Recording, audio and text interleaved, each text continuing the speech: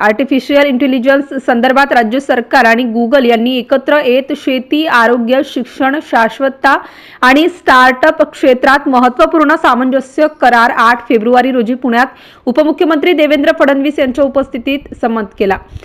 गुगलच्या मदतीने भू अभिलेख व्यवस्थापन, रोगनिदान, नागरी पर्यावरण विकास आणि या क्षेत्रातील कौशल्य प्रशिक्षण आदी क्षेत्रात राज्य सरकार यापुढे गुगलचे सहाय्य घेणार आहे।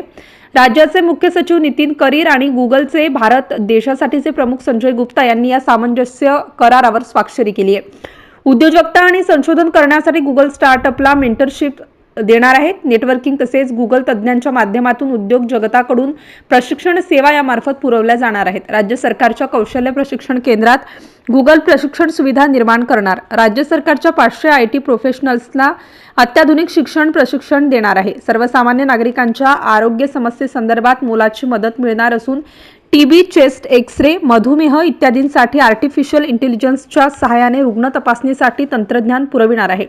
त्याचसोबत शेती, आकारमान, जलस्रोत, शेततळे यांचे मॅपिंग, त्यामुळे डेटा आधारित निर्णय प्रक्रिया याद्वारे सुलभ होणार आहे।